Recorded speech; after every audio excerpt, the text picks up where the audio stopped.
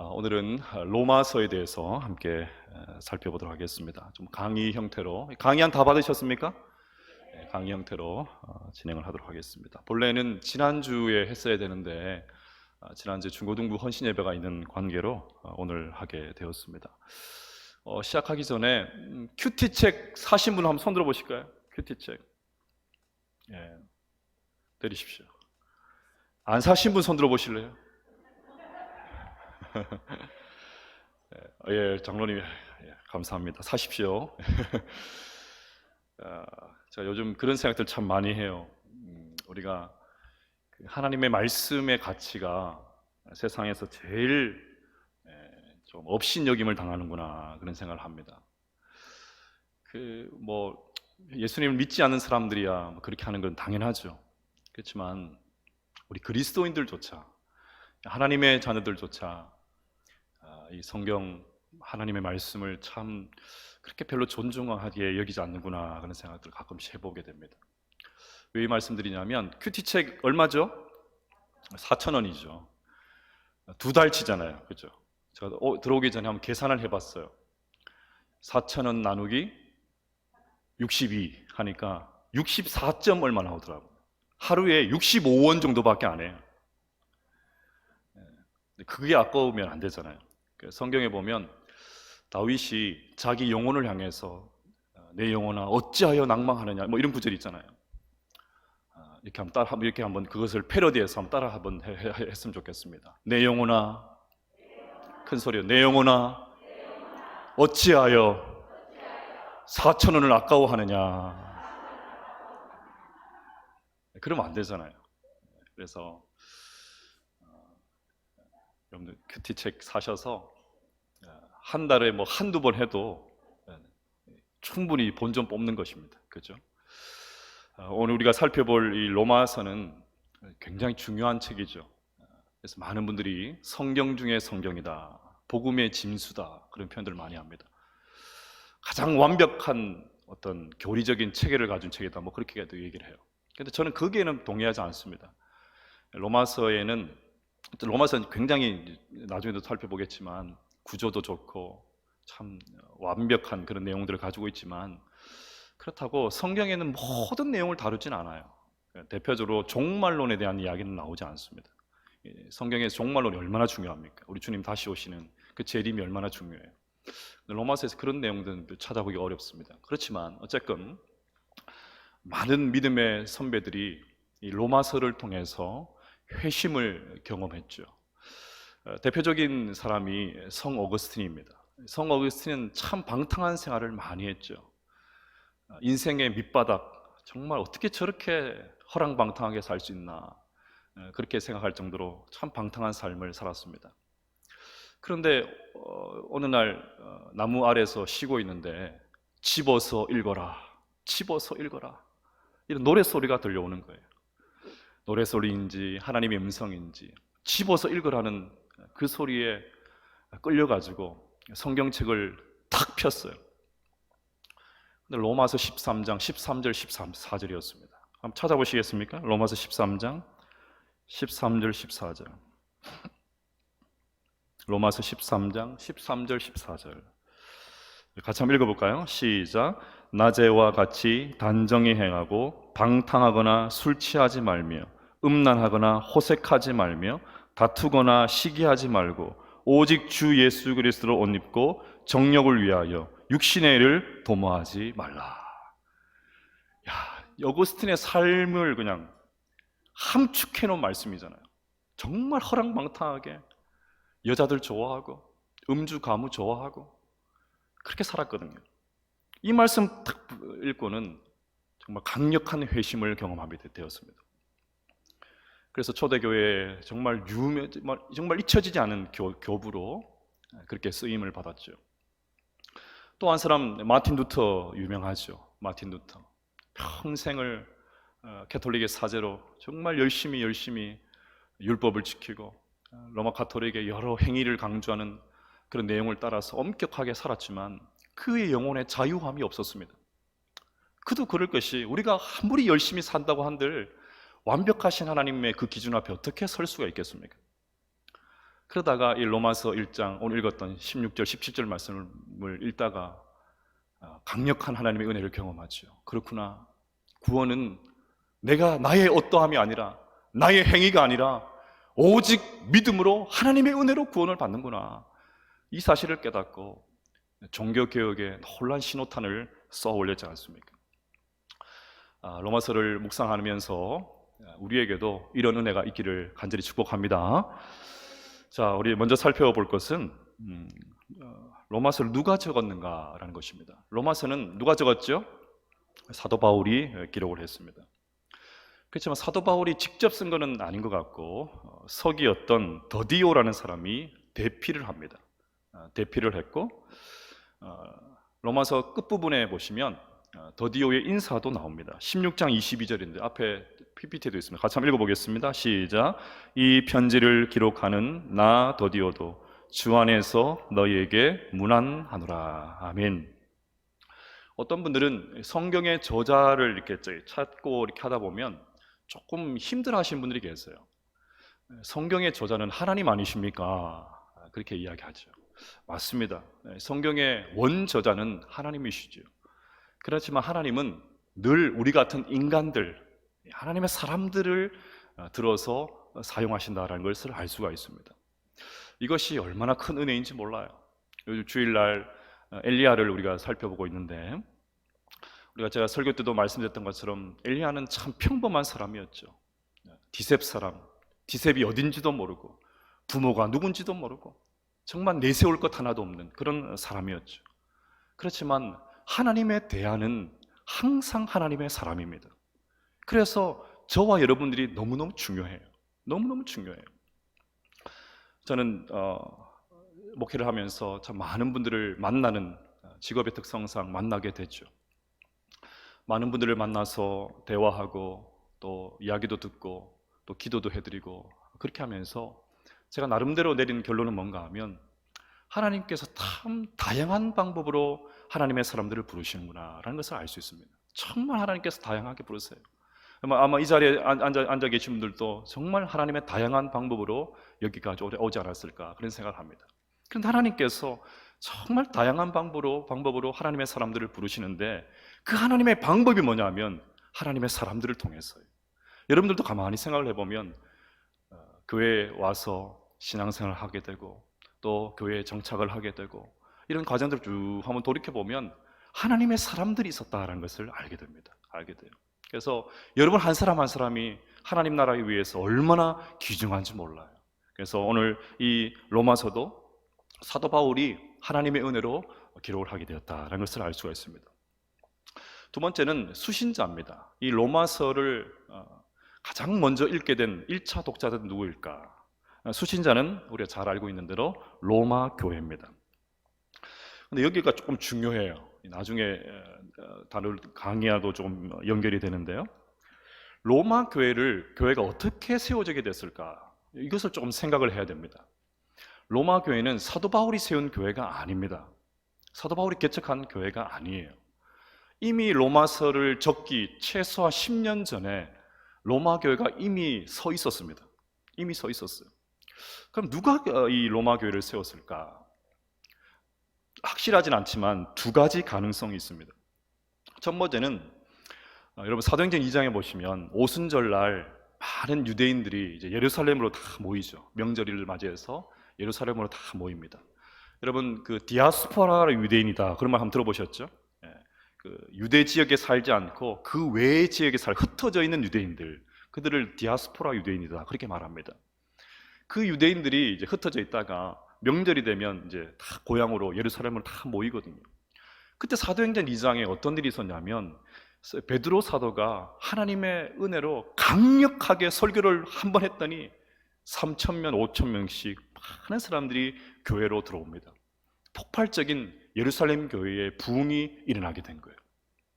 그래서 추측하기를 로마 교회가 어떻게 시작되었을까? 아마도 이 오순절날 로마에 흩어져 있었던 유대인들이 명절을 맞이해서 예루살렘으로 왔다가 베드로의 설교를 듣고 회심을 한 다음에 다시 로마로 가서 이제 복음을 들었으니까 가만히 있을 수 없잖아요.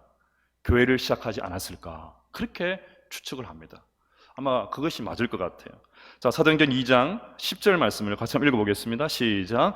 부르기야와 밤빌리아, 애굽과 및 구레네와 가까운 리비아 여러 지방에 사는 사람들과 로마로부터 온 나그네, 곧 유대인과 유대교에 들어온 사람들과, 여기 보면 로마로부터 온 나그네 그런 표현이 나옵니다. 아마 이들이 이제 로마로 가서 교회를 시작하지 않았을까 그렇게 생각합니다. 또 하나의 가능성은 바울이 개척한 여러 교회들이 있잖아요. 바울이 세운 여러 교회들이 있을 것인데 그 교회 출신 그리스도인들 중에 일부가 로마로 넘어오게 돼서 그들을 통해서 아마 시작되지 않았을까 그렇게 추정을 합니다. 어쨌건 로마서가 쓰이기 전 이미 로마 교회가 있었다라는 것을 알 수가 있습니다. 자, 두 번째는 언제 기록이 되었는가? 아마 주후 57년이 아닐까 그런 생각을 합니다. 이때는 바울이 3차 전도 여행을 할 때입니다. 어디서 기록을 했는가? 아마 고린도가 아닐까 그렇게 추정을 합니다. 자, 어떻게 기록이 되었는가? 우리 잘 아시는 대로 그다 1세기 당시에 가장 일방적인 소통의 방식이었던 편지 형식으로 기록이 되어 있습니다. 여러분, 그 사도 바울의 편지를 쭉 읽다 보면 어떤 책들은 했던 말을 또 하고 뭐 앞뒤 뭐 논리적으로 좀 안 맞는 것 같고 막 그런 내용들을 볼 수가 있어요. 사도 바울 같이 명석한 사람이 이렇게 할 수 있었을까 이런 질문이 생길 정도로 막 뒤죽박죽인 그런 내용의 서신들을 볼 수가 있습니다. 왜 그러냐면 과거 사도 바울이 복음을 전하고 활동하고 할 때는 오늘날 같이 안정된 그런 상황이 아니죠. 그래서 저같이 목양실에 들어가서 컴퓨터 앞에 편안한 의자에 앉아서 그렇게 충분한 시간에 묵상을 하고 준비하고 뭔가 글을 쓸 수 있는 그런 여유가 안 되었습니다. 그냥 쫓기고 여기저기 다니면서 또 거기다 서신을 쓰다가 그게 훼손되기도 하고 빼앗기기도 하고 막 이렇게 쓰다가 또 나중에 또 집어넣었다가 또 시간이 생기면 또 이렇게 쓰기도 하고 막 그렇게 하는 거예요. 그런 상황에 연속으로 서신들이 쓰여졌기 때문에 그런 일들이 일어난 것입니다. 그런데 로마서는 비교적 고린도에서 사도 바울이 조금 안정적인 그런 상태에서 기록을 한 것 같습니다. 그래서 어느 서신보다 굉장히 논리적이고 아주 내용이 매끄럽게 이어지는 것을 볼 수가 있습니다. 그래서 편지 형식, 서신 형식으로 이 로마서를 기록했는데요. 이런 바울 서신의 기본적인 서신의 형태가 있죠. 첫 번째는 뭐냐면 서론이죠. 발신자, 수신자를 소개하고 인사도 하고 또 수신자에 대한 그 교회에 대한 감사도 하고 기도도 하고 이런 내용들이 나옵니다. 이제 본론이 이제 중요한 내용인데 사도 바울의 서신을 보면 교리적인 내용이 나오죠. 그 다음에 그 교리적인 내용을 바탕으로 어떻게 삶을 살아가게 될 것인가, 삶에 대한 문제가 또 나오게 됩니다. 그리고 결론 부분에 동역자들의 안부를 묻고 인사를 하고 축복하는 그런 내용으로 마무리가 됩니다. 그래서 로마서는 교리와 삶 그리고 신학과 적용이 아주 균형 잡힌 그런 서신이다라고 말씀드릴 수 있을 것 같습니다. 자, 중요한 것이 이제 다섯 번째인데요. 왜 사도 바울이 로마서를 기록했을까? 그리고 무슨 내용을 로마서에 기록하고 있을까? 이것이 중요합니다. 큰 세 가지 이유가 있습니다. 첫 번째 이유는 목회적인 이유입니다. 강의 안에도 제가 적어드렸는데요. 로마 교회가 어떻게 시작이 됐다고 추정을 한다고 했습니까?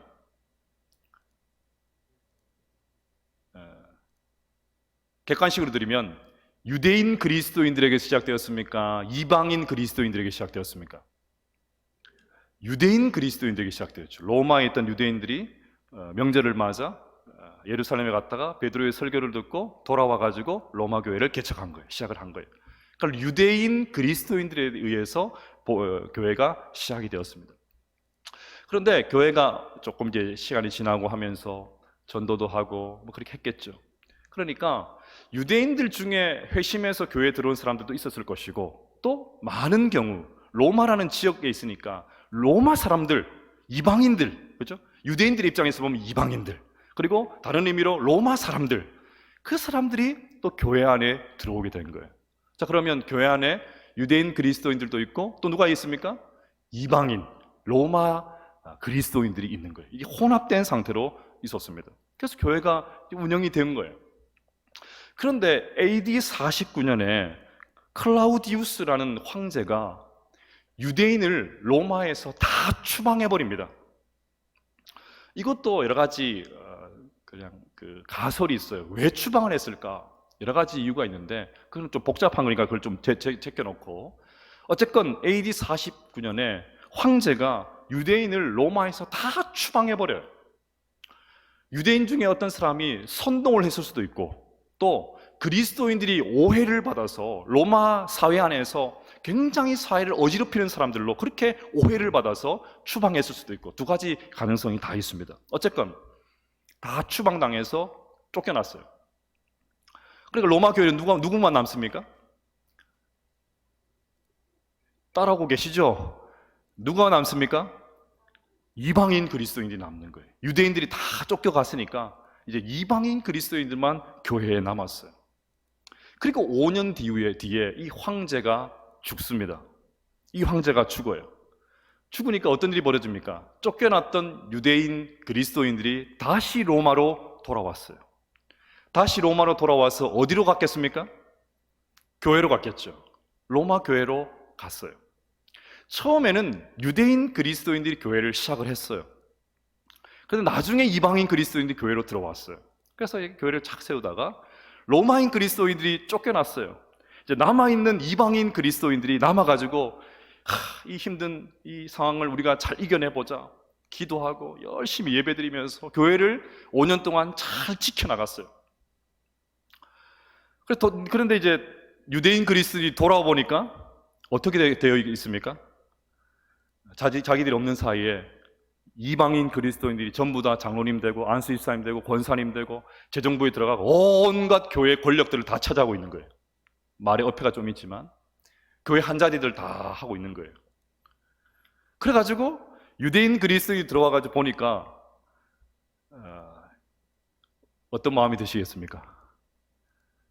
별로 마음이 좋지는 않겠죠. 사람 마음이 그래요. 권력 다툼이 생기기 시작했습니다. 교회 안에 이 헤게모니가 들어오게 된 거예요. 우리가 시작을 했는데 5년 동안 교회가 우리가 갔다 오고 나니까 교회가 이방인 그리스도인들에게 담은 다 넘어가 버렸네. 과거의 영광을 회복해야 된다 하면서 유대인 그리스도인들이 들고 일어나는 거예요. 남아있던 이방인 그리스도인들은 또 그것을 가만히 보고 있겠습니까? 우리가 5년 동안 지켰는데 무슨 일이고 이렇게 되는 거예요. 그래가지고 교회 안에 굉장한 권력 투쟁이 일어나게 되었습니다. 그 교회가 시끄러운 거예요. 교회가 시끄럽게 되었습니다. 그래서 사도 바울이 여러분 이것을 잘 염두에 두고 로마서를 쫙 읽어보시면 굉장히 재미가 있어요. 이런 맥락에서 사도 바울이 이런 얘기를 하는구나 알 수가 있습니다. 그래서 사도 바울이 이 문제를 해결하기 위해서 두 가지 처방을 냅니다. 유대인 그리스도인들에게 뭘 얘기하냐면 너희들 자만하면 안 된다. 너희들 유대인이라는 우월성 그것 가지고 이방인 그리스도인들을 무시하고 그렇게 하면 안 된다 하면서 강력하게 반박을 해요. 그것이 로마서 3장 29절입니다. 같이 한번 읽어보겠습니다. 시작. 하나님은 다만 유대인의 하나님이시냐 또한 이방인의 하나님도 아니시냐 진실로 이방인의 하나님도 되시느니라.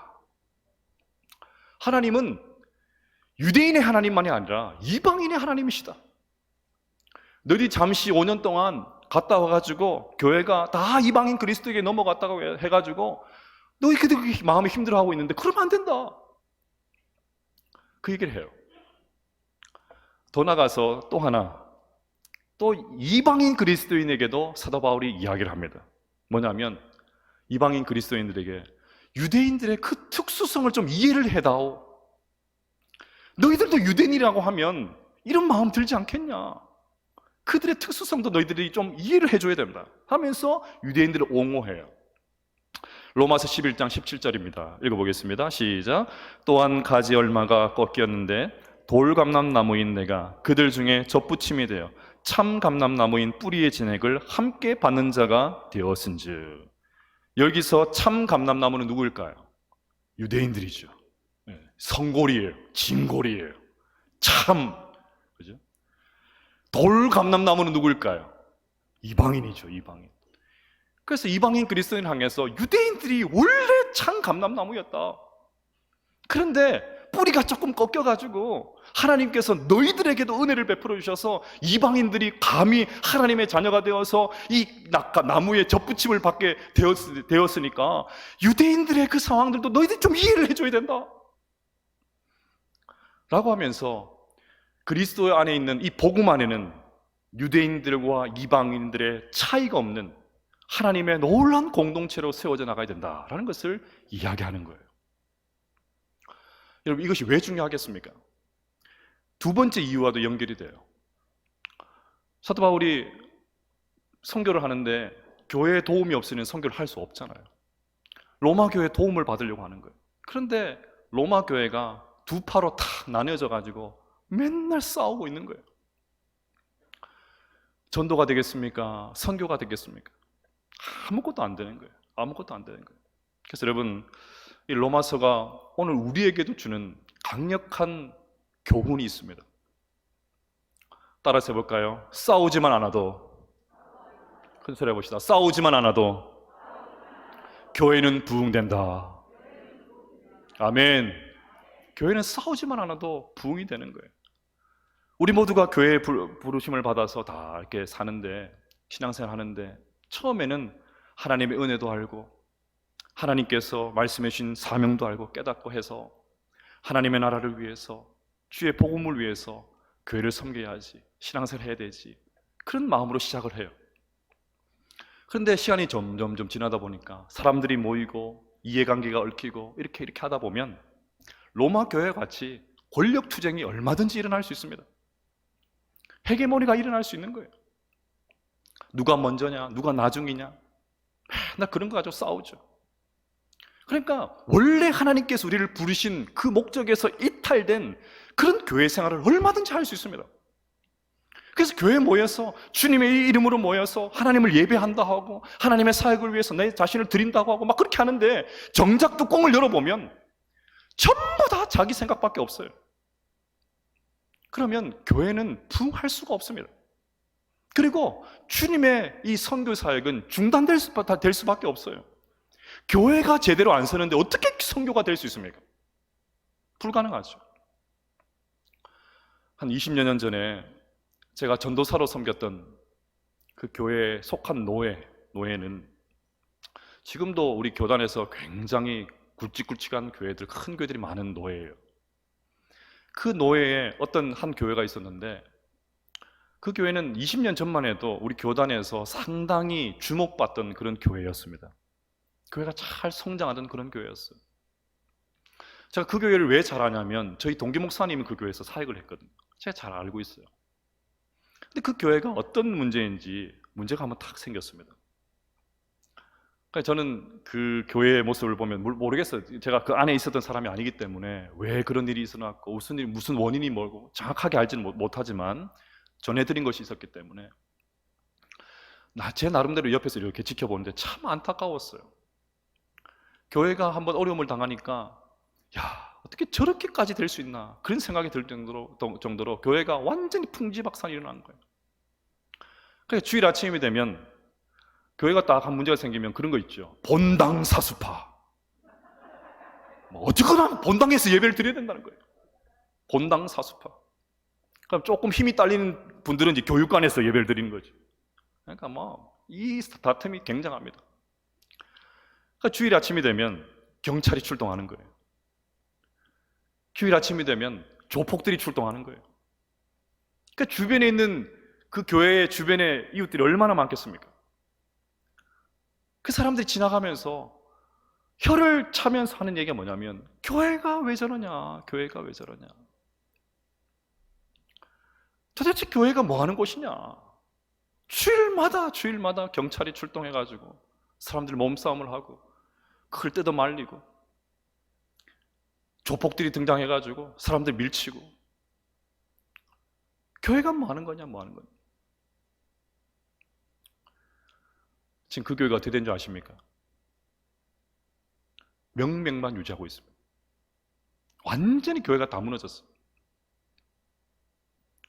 교회가 싸우지만 않아도 교회는 얼마든지 부흥할 수 있습니다. 그래서 오늘 이 로마 교회의 모습을 보면서 우리 안에도 이런 모습이 얼마든지 있을 수 있거든요. 로마 교회나 우리나 똑같아요. 누구나 다 이런 일이 일어날 수 있습니다. 그런데 그럴 때마다 하나님께서 나를 왜 교회로 부르셨지? 내가 왜 복음의 사람으로 이렇게 하나님을 섬기고 있지? 우리가 찬양을 고백하게 했던 것처럼 그 크신 하나님 은혜가 뭐지? 자꾸만 복음으로 돌아가야 돼요. 그래서 하나님께서 우리를 부르신 그 목적을 붙잡고 때로는 내 생각을 내려놓기도 하고 양보하기도 하고 교회의 평화를 위해서, 안정을 위해서 달려가야 합니다. 그래야 교회가 서고 그래야 선교가 이루어질 수 있는 거예요. 저는 우리 교회가 하나님 은혜 가운데 화평한 교회로 세워지기를 축복합니다. 그런 교회가 되셔야 됩니다. 두 번째 이유는 선교적인 이유입니다. 사도 바울이 지금까지 이제 지중해 동쪽에서 열심히 복음 사역을 했어요. 근데 이제 좀 서쪽으로 가고 싶은 거예요. 그 당시에 사람들의 인식의 속에서는 스페인이 땅끝입니다. 스페인이 땅끝이에요. 그 사도 바울이 이제 동쪽에서 끝났으니까 서쪽으로 가고 싶어요. 복음을 이제 스페인까지 가서 전하고 싶은 겁니다. 근데 여러분, 사도 바울을 파송한 교회가 어느 교회죠? 우리 언양교회 수준 높으신데 한 번 더요. 사도 바울을 파송한 교회가 어느 교회죠? 예. 안디옥 교회잖아요. 안디옥 교회. 들어보셨죠? 예. 안디옥 교회가 사도 바울을 파송했습니다. 그런데 파송한, 보통은 이제 선교사적인 측면에서 보면 사도 바울이 이제 선교를 해야 되니까 파송교회에게 요청을 해야 되지 않겠습니까? 이제 서쪽으로 가려고 합니다. 좀 도와주십시오. 기도해 주십시오. 근데 이제 안디옥은 지리적으로 너무 멀어요. 지리적으로 너무 멉니다. 지금처럼 뭐 비행기가 왔다 갔다 하고 그런 구조가 아니잖아요. 그러니까 아무리 생각을 해봐도 그 가는 길의 길목에 있는 로마 교회가 최적화되어 있어요. 그래서 이 로마 교회가 스페인 선교의 베이스 캠프가 되기를 원하는 거예요. 쉽게 말하면 자기를 좀 파송해 주기를 원하는 거예요. 이 선교적인 이유로 로마 교회에 로마서를 이제 기록하게 됩니다. 그런데 제가 말씀드렸던 것처럼 로마 교회는 사도 바울이 세운 교회가 아니잖아요. 일면식도 없어요. 뭐 듣기는 들었겠지만 뭐 사도 바울이 누군지도 잘 모르고 그런 거예요. 그러니까 사도 바울이 일면식이 전혀 없으니까 로마서를 통해서 자기를 소개합니다. 자기를 소개하고 자기가 동쪽에서 지금까지 3차 동안 복음을 전하면서 사역을 하면서 경험했던 이 복음의 모든 것들을 잘 요약을 해서 전해줘요. 그래서 이 로마 교회가 자기를 스페인으로 좀 보내주기를, 선교의 동력자가 되기를 바라는 마음으로 로마서를 기록합니다. 자, 로마서 15장 24절 말씀을 같이 한번 읽어보도록 하겠습니다. 시작. 이는 지나가는 길에 너희를 보고 먼저 너희와 사귐으로 얼마간 기쁨을 가진 후에 너희가 그리로 보내주기를 바람이라. 아멘. 여기서 보내주기를 바람이란 뭐냐면 로마 교회가 일정 부분 재정적인 도움을 주어서 자기를 스페인 선교사로 파송해 주기를 바랍니다. 그 마음을 가지고 이 로마서를 기록을 한 거예요. 선교적인 이유 때문에. 마지막 세 번째 중요한 이유가 신학적인 이유입니다. 로마서의 주제를 여러 가지로 얘기할 수 있겠지만 가장 중요한 핵심이 이신칭이죠. 믿음으로 의롭다 하심을 받는다. 우리의 구원은 우리의 행위에 있는 것이 아니라 믿음 가운데 있다. 그래서 지난 3차 전도 여행을 통해서 사역을 다 마친 다음에 자신의 신학과 목회와 또 여러 가지 선교의 모든 사역들을 조금 정리할 필요를 느꼈던 것 같습니다. 그래서 고린도에 있으면서 차분하게 이 복음의 모든 내용들을 하나씩 정리를 하기 시작한 거예요. 그래서 이 로마서를 기록했습니다. 근데 여러분, 신앙생활 하다 보면 율법주의와 무율법주의 이 사이에서 우리가 참 고민을 많이 합니다. 무슨 말이냐면, 율법주의는 무슨 말이냐면 우리가 읽었던 로마서 1장 16절, 17절에도 그런 말씀이 있죠. 복음을 부끄러워한다, 이런 말들이 나와요. 이 복음을 부끄러워한다는 말을 다른 말로 번역을 하면 복음을 불쾌하게 여긴다, 그런 뜻입니다.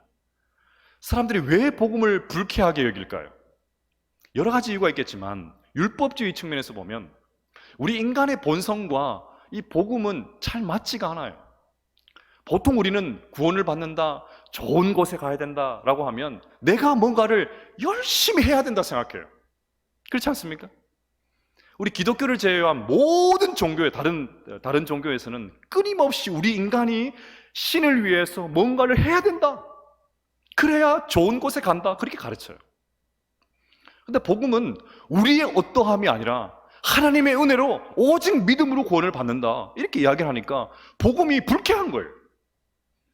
내가 아무것도 안 하고 구원을 받는다? 아, 나 짝이 있지. 그렇게 생각합니다. 그래서 인간의 본성은 율법주의를 좋아해요. 믿음도 알겠는데 믿음 플러스 내가 하나님 위해서 뭔가 열심히 하는 거예요. 교회 생활도 열심히 하고 봉사도 열심히 하고 전도도 열심히 하고 헌금도 열심히 하고 내가 뭔가를 열심히 해야 하나님께서 기뻐하신다. 그런 생각을 많이 합니다. 우리가 다소간 그런 생각들을 가지고 있어요. 이것이 율법주의입니다. 근데 무율법주의적인 생각을 가지신 분들도 계세요. 이미 하나님께서 우리의 과거의 죄, 현재의 죄, 미래의 죄 다 용서하셨다고 하는데 우리가 하나님 안에서 자유함을 누리고 마음대로 살아도 되지. 이미 우리 다 구원받았으니까. 그렇게 생각을 합니다. 이것이 무율법주의자예요. 무율법주의자들의 롤 모델이 있습니다. 최고로 흠모하는 분이 계세요. 그분이 누군지 아십니까? 십자가상의 한평 강도. 롤 모델이에요. 아주 열심히 교회 다니시는 그 여자 성도님들 중에 이렇게 남편들이 교회 안 다니시는 분들 계시죠. 나중에 가겠다, 나중에 가겠다, 나중에는 뭐 부인 바지끄랭이 뭐 이렇게 붙잡고 가겠다, 막 그렇게 하죠. 그분들의 롤 모델이 누구냐면 십자가상의 한평 강도예요. 평생 하고 싶은 일 마음대로 하다가 인생 마지막 죽을 때 나의 애를 불쌍히 여겨주세요.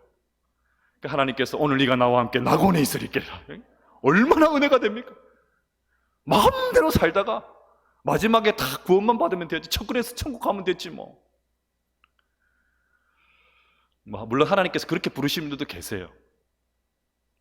그렇지만 이 십자가산의 한평 강도가 우리의 롤모델이 되면 안 됩니다. 그렇죠?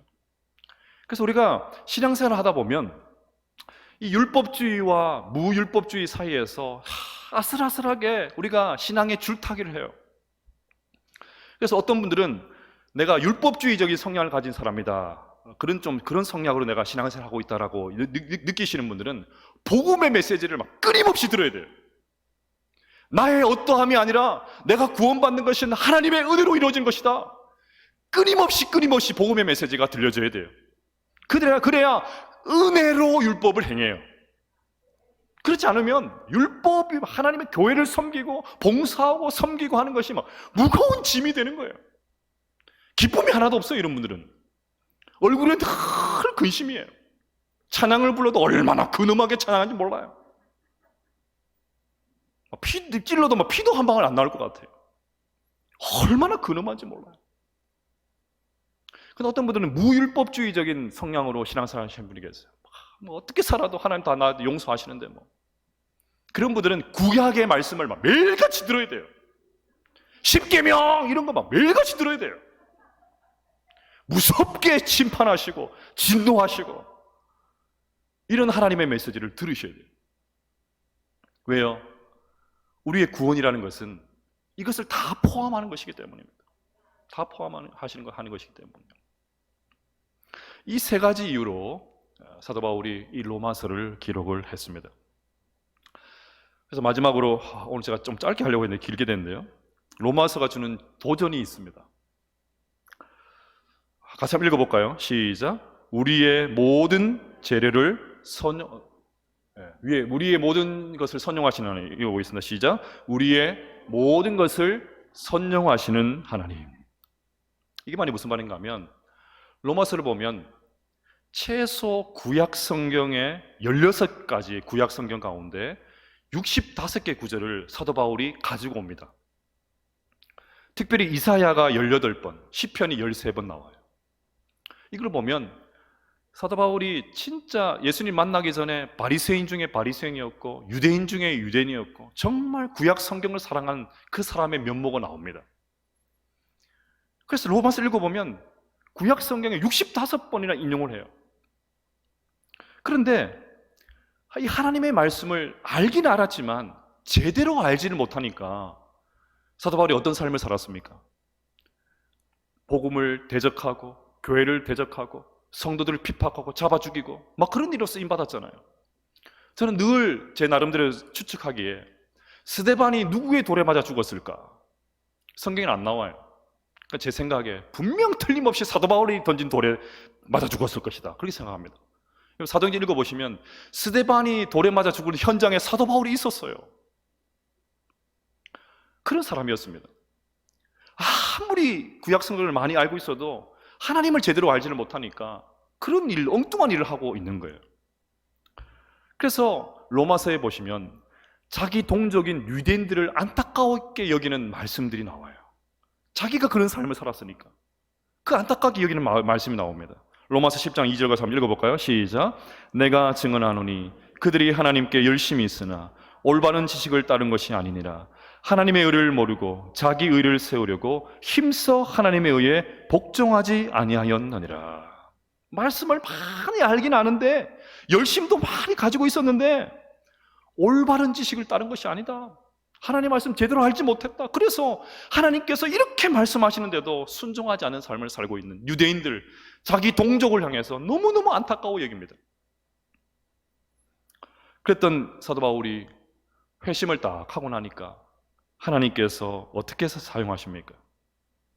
사도 바울이 알고 있었던 그 구약 성경을 다 활용하셔가지고 복음의 진수를 위해, 성경 중에 성경인 이 복음을 위해서 사도 바울이 웅장한 필치로 로마서를 막 기록해 나가는 거예요. 그래서 여러분, 하나님께서 바울의 성경 지식, 그죠? 지성, 꿈, 그 불굴의 의지, 고난, 이 모든 것들을 총체적으로 다 사용하셔서 로마서를 기록하게 하셨고, 그 로마서를 통해서 지난 2000년간 우리 기독교 역사 가운데 수많은 믿음의 사람들이 로마서를 읽는 가운데 하나님을 만나게 되었다는 것입니다. 따라서 여러분, 하나님께서 우리에게 주신 모든 재료들을, 그 모든 것들을 가지고 오늘 이 시간 우리에게 주어진 나만의 로마서를 쓰기를 원하십니다. 내가 사용했던 지식들, 경험들, 생각들, 또 고난들, 들었던 말씀들, 나의 기질들, 이 모든 것들 하나님께서 다 활용하셔가지고 여전히 지금도 하나님의 역사를 이뤄 나가시는 거예요. 로마서를 마무리하면서 이 도전이 우리 안에 있었으면 좋겠습니다. 그래서 로마서 말씀을 묵상하면서 사도 바울에게 역사하셨던 이 하나님께서 나도 좀 들어 사용해 주셔서 내가 교회에서 만나는 여러 성도들에게, 내 가정과 일터에서 만나는 수많은 사람들에게 사도 바울과 같이 하나님의 일들을 위해서 쓰임받는 인생으로 세워졌으면 참 좋겠다. 이 결단들과 도전들이 우리 가운데 있게 되시기를 주님의 이름으로 축복합니다.